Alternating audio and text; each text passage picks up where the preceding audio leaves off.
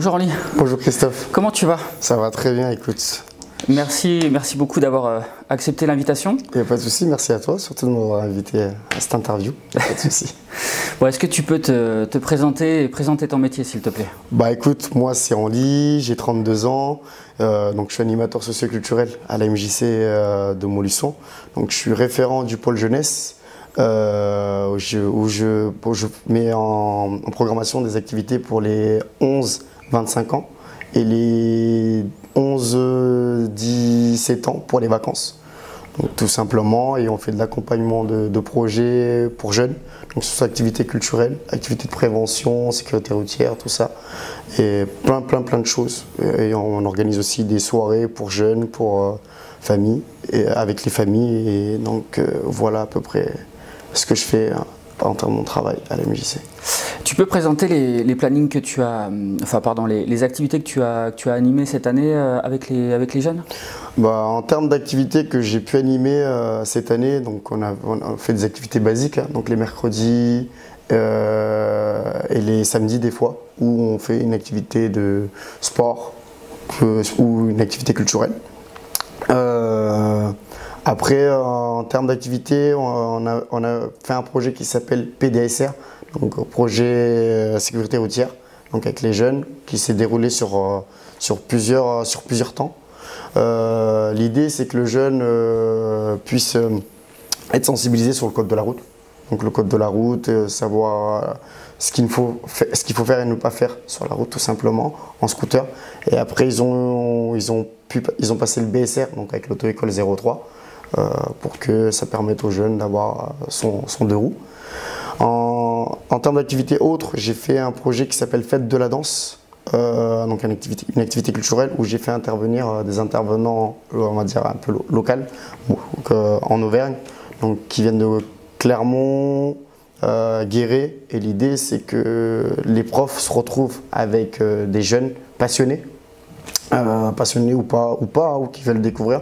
Et ce soit un stage de danse, de partage, de découverte. Et puis voilà. Après, on a fait un séjour ski cet hiver. On est parti à Châtel, donc avec plusieurs structures. Donc il y avait le CLPJ, la ville de Montluçon et Marcia, où on a amené une trentaine de jeunes. Donc faire les sports de glisse un peu aussi. Donc voilà, sinon après, là je sors d'une résidence là, qui a démarré, donc avec les jeunes, pareil, sur la danse, le chant, le rap, montage vidéo. L'idée c'est de monter un spectacle urbain qu'on veut présenter cet été. Et la résidence, on se retrouve là au mois de juillet pour continuer et préparer tout ça. Voilà. Ok, là on est en période de fin d'année scolaire. Est-ce que tu es en période d'évaluation justement de tes activités et de programmation d'activités pour l'été? Ça se passe comment là cette période? Il n'y a pas encore, pour le moment, et on ne fait pas forcément d'évaluation parce que au juillet, c'est vraiment la période où on est partout. Donc on prépare le séjour d'été où on va partir pendant une semaine. Donc il y a la résidence, il y a les activités d'été. Après cette période-là, avec tout ce qu'on va faire, parce qu'on va enchaîner pas mal, donc il y aura plus de, on va enchaîner au moins 100 heures, donc même plus que ça. L'idée c'est qu'après les vacances, après s'être ressourcé un peu, au mois de septembre, là, commencer à faire les bilans de tout ce qui s'est fait toute l'année et ce qui s'est fait cet été. Voilà, tout simplement. T'en fais quoi après de ces bilans? Tu les présentes à qui? Donc ces bilans-là sont donc, du coup donnés à ma direction. Qui, eux, on parle au CA de toutes les activités qui sont faites. Et en même temps, ces bilans servent également à nos partenaires financeurs pour savoir où va l'argent, tout simplement, ce qui est effectué, et c'est pour permettre que d'autres activités émergent de plus en plus et avoir peut-être plus de subventions. Tout simplement. Toi, tu es animateur, mais tu as aussi une spécificité, tu es prof de danse. Exactement. Est-ce que tu peux nous parler de ce plus? Bah écoutez, moi la danse, depuis tout petit, je voulais toujours en faire. Et quand je suis arrivé en fait sur Montluçon, parce que j'étais sur Toulouse avant, et quand je suis arrivé sur Montluçon, on faisait une petite soirée avec les amis et on s'est retrouvé à danser en fait, à faire des chorégraphies. Et je me suis dit, pourquoi pas monter un groupe. Et du coup, en fait, on a monté un petit groupe. On était 25 au départ. Et on s'est mis à animer un peu la ville, on va dire sur une. Enfin, c'était de l'afro qu'on faisait, et c'est pas forcément une spécialité de chez nous. Hein. Donc on apprenait via les vidéos ou entre nous. Et après, il s'avère que on était vraiment motivés. Donc du coup, on est venu à créer carrément une association qui s'appelait La Légende Black and White avant. À créer une association et à initier. C'est de là qu'est m'est venu le métier d'animateur, parce que j'ai commencé par ça. Et après, maintenant, donc du coup, je continue toujours à danser, j'initie toujours un groupe là que j'accompagne qui s'appelle la Génération Afro Prodige, qui sont montés en Junior Asso. Et j'initie encore un petit peu des groupes. Après, on va dire c'est peut-être ma dernière année d'initiation. Après, je pense que je danserai pour moi ou j'organiserai toujours des projets comme je fais. Mais l'initiation, ça fait 15 ans, ça fait beaucoup déjà. Enfin, c'est déjà beaucoup pour moi. Et ça me prend énormément de temps avec mon travail, donc c'est compliqué. Voilà.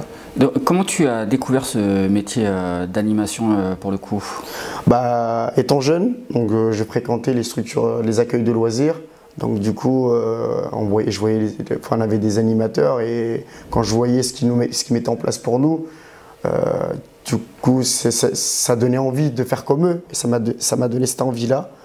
Et d'autant plus après, quand je me suis retrouvé à initier et que j'avais une responsabilité de groupe, c'est là que ça a émergé le plus pour être animateur.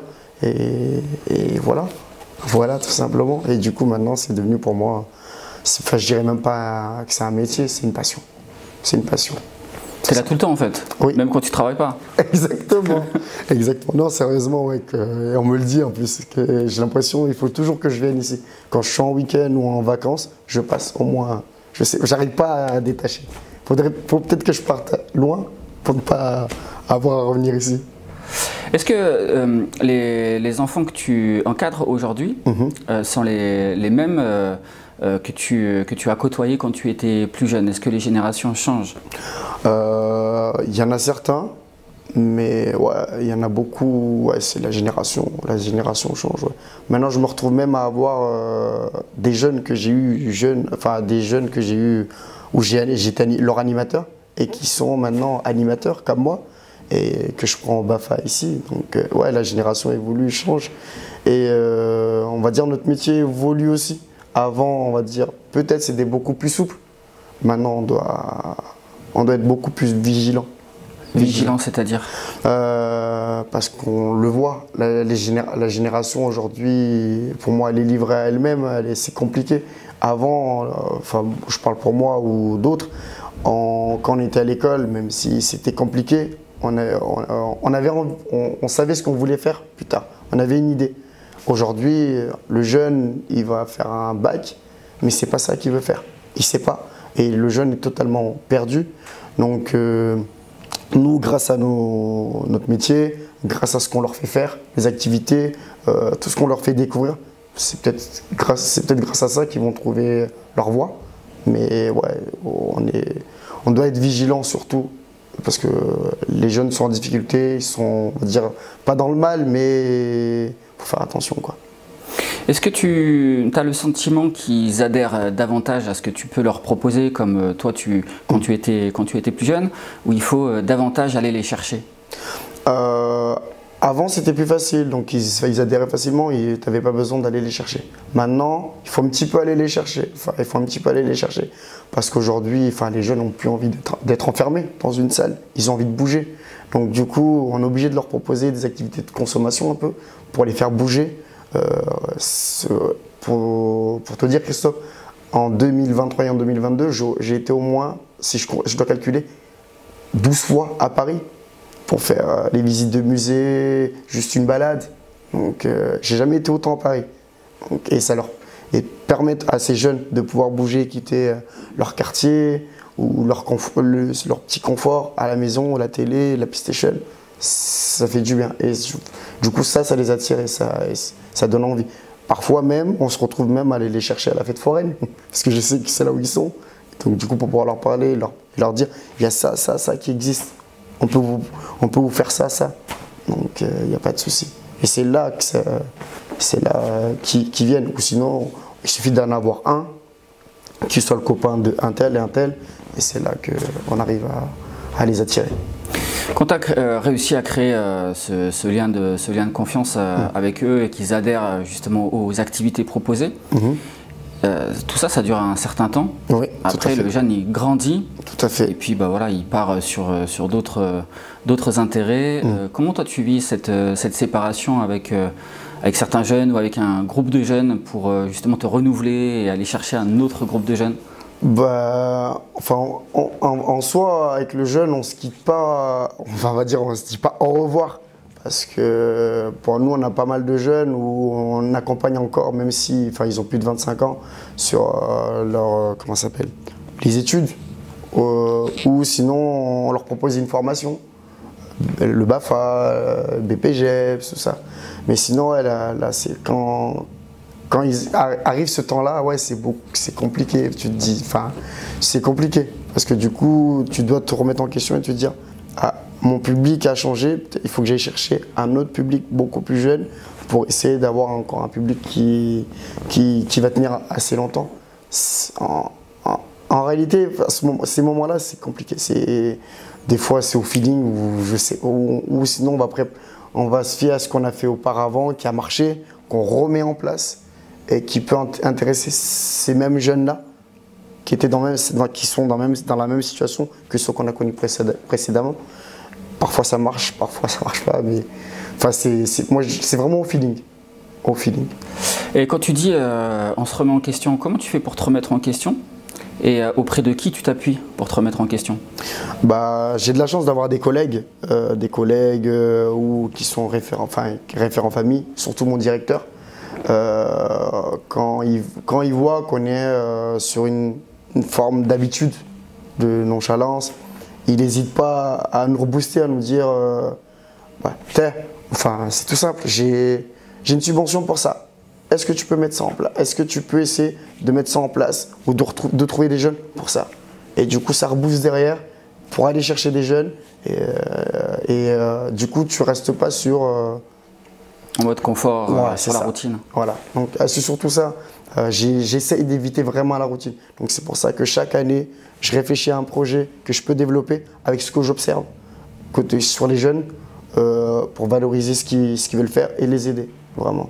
Il n'y a pas le temps de rester dans un confort, comme tu dis. Il faut absolument se renouveler.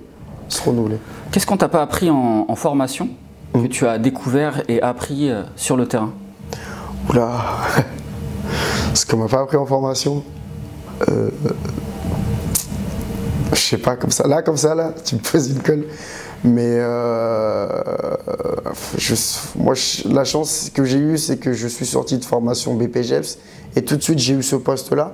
Et tout ce que j'ai appris durant la formation, j'ai mis en action tout de suite. Et après,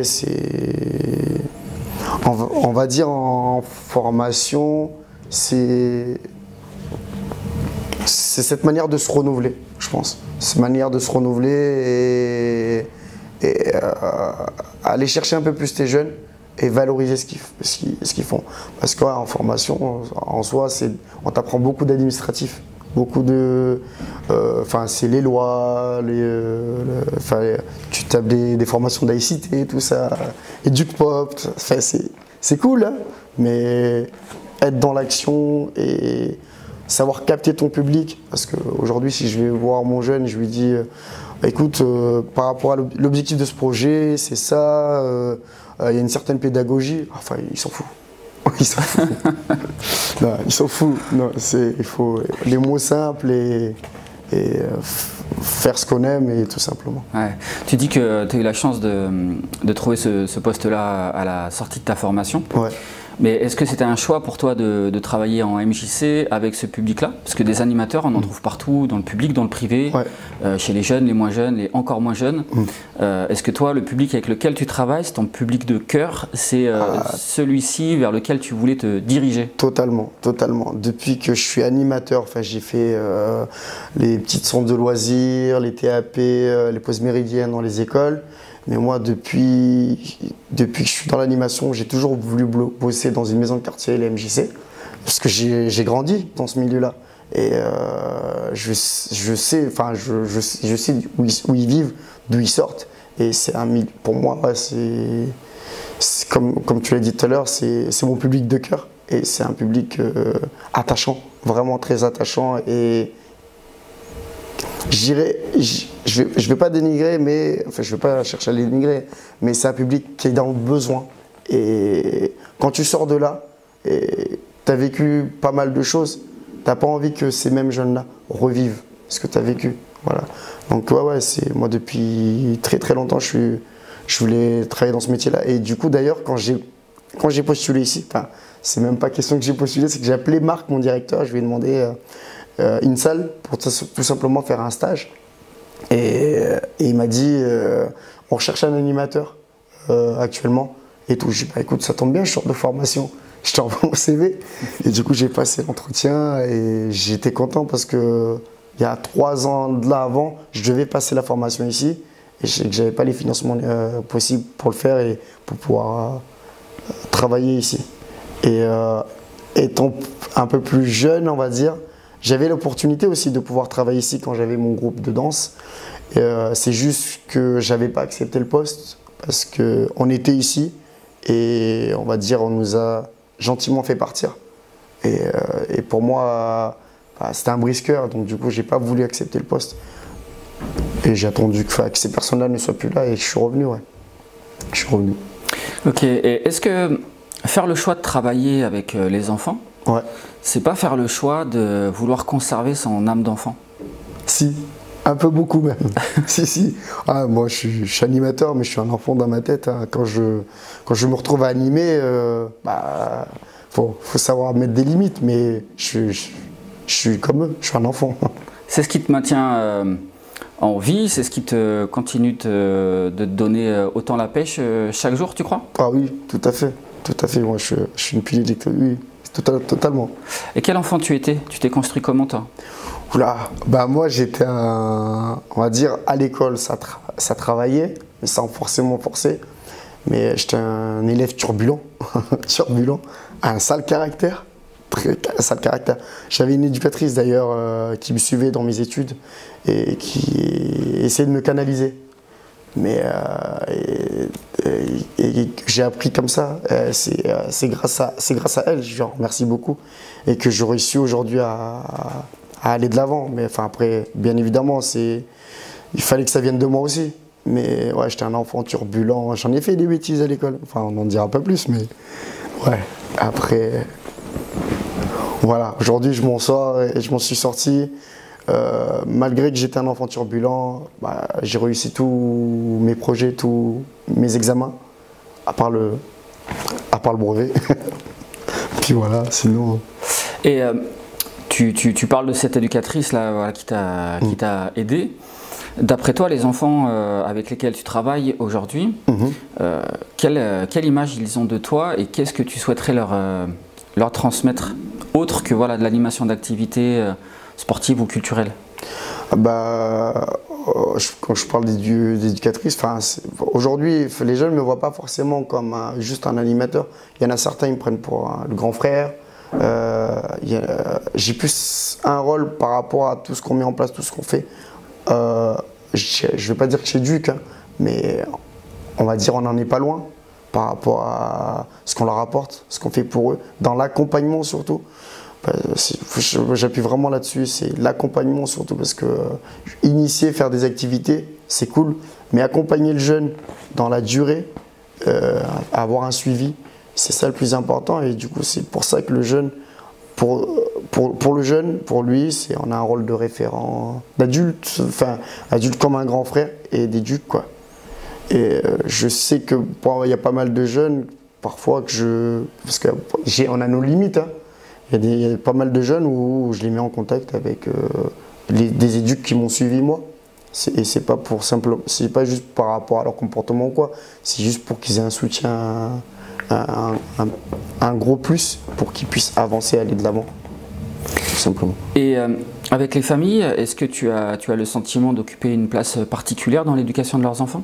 Ah oui, je pense, parce que quand je te raconte une anecdote, il y a une fois où une maman m'a appelé, c'était 2 h du matin, et je vois mon téléphone sonner, et je réponds, et cette maman, pour moi, c'était une alerte un peu, où elle m'appelle pour me demander est-ce que je peux manger avec son fils le midi, et pour que je puisse parler avec son jeune, pour savoir un peu ce qu'il avait le jeune, parce que le jeune ne voulait rien dire à ses parents, et elle avait besoin de réponses pour savoir ce qu'il avait son fils. Et donc du coup, avec moi, ce jeune a pu se lâcher et dire les choses. Et après, je l'ai conseillé d'en parler à sa maman, et c'est là que la maman a pu avancer pour savoir ce que son fils avait. Donc oui, je pense qu'on a un rôle très très très important. Quel conseil tu pourrais donner, toi, à un jeune qui voudrait se lancer dans le métier d'animation? Parce qu'à travers ton récit, on voit bien que ce n'est pas simplement proposer des activités pour occuper, qu'il y a vraiment un rôle social et un rôle éducatif pour le Totalement. coup. Quel conseil tu lui donnerais, toi? S'il a envie de transmettre, pour moi, si le jeune a envie de transmettre, partager, il faut. Je lui conseillerais de se lancer là-dedans. Parce que vraiment, ce métier-là, pour moi, c'est un coup de cœur, c'est un métier coup de cœur, vraiment. Et on transmet, on partage pas mal de choses, c'est surtout ces deux choses. Transmettre et partager, c'est important. Donc si le jeune, il veut, et il faut qu'il y aille, il faut qu'il fonce, il faut qu'il y aille. Il y a combien de temps que tu es animateur, toi? Combien de temps que tu es diplômé? Je suis dans l'animation depuis 15 ans, depuis que j'ai commencé à initier à la danse et tout. Donc ça fait 15 ans. Ouais. Et dans 15 ans, est-ce que tu te vois encore au même poste, avec le même public? Pour moi, tant que je reste encore en action avec les jeunes, ouais. Mais ma direction, j'en ai déjà parlé avec mon président me conseille de passer un DUT. Donc pour DUT ou un DEGEPS pour gérer une structure, mais tout ce qui est administratif, j'en fais déjà pas mal. Et non, ça me botte pas, moi. Pas pour le moment. Pas pour le moment. Peut-être au bout d'un moment, ouais, être avec le public, je vais m'en lasser. Mais pour le moment, tant que je vis le truc à fond, ça me permet de bouger, de voyager et faire ce que j'aime et accompagner les jeunes surtout. Je reste là-dedans. Mais après, je pense que ça se trouve, l'année prochaine, je vais vouloir viser plus haut. Mais pour le moment. Est-ce qu'un jour, il y a un jeune qui t'a dit un truc qui t'a touché au sens positif, que tu gardes en bon souvenir, et à l'inverse, quelque chose qui t'a déstabilisé, où tu t'es dit j'ai peut-être loupé quelque chose? Ce qu'un jeune m'a dit qui m'a touché, ils en disent des choses.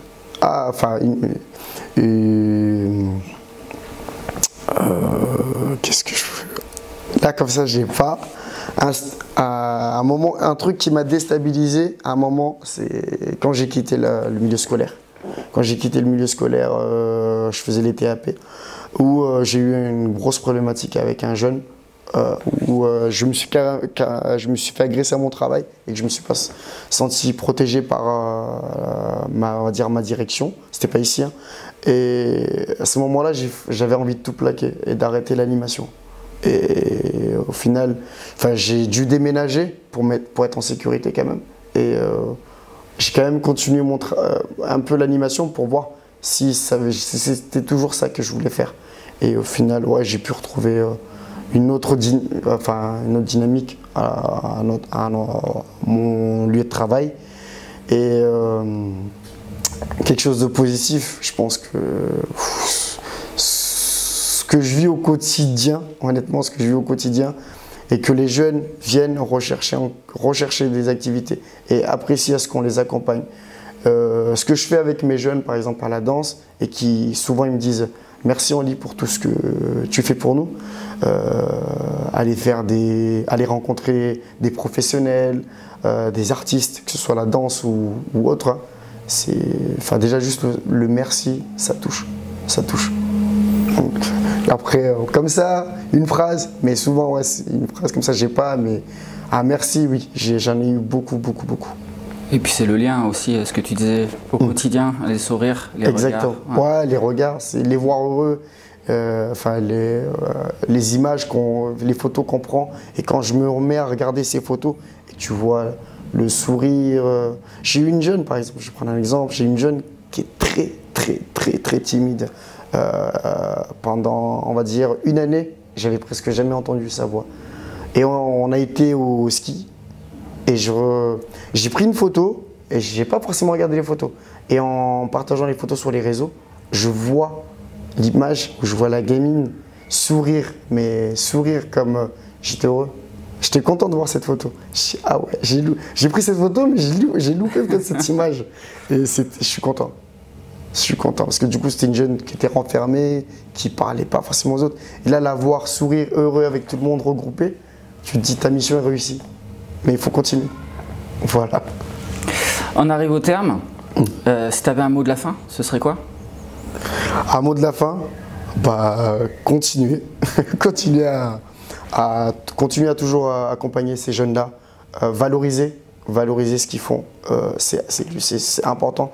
Et c'est ça qui permettra à d'autres jeunes de venir nous voir et d'avoir toujours envie, enfin, comment je pourrais dire ça? Parce que pour moi, le mot valoriser leur travail, c'est important. Si je dis ça, c'est que ça permet, pour le jeune, pour moi, c'est important. Pourquoi? Je sais pas. C'est les reconnaître, les considérer. Ouais, c'est surtout ça. Ouais, c'est ça. Ouais. Leur montrer qu'ils comptent. Exactement. Voilà, t'as trouvé le mot. T'as trouvé le mot. Merci mec pour ce que tu fais. Merci pour cette interview. Continue, ne lâche rien, reste comme tu es. On va essayer, on va essayer vraiment. Merci à toi Christophe. Donc voilà, si tu connais des jeunes, hein, faut pas hésiter. Jeunes, moins jeunes. À mon âge, je connais plus des moins jeunes maintenant. Merci mec, bonne continuation. Merci. Salut. Ouais.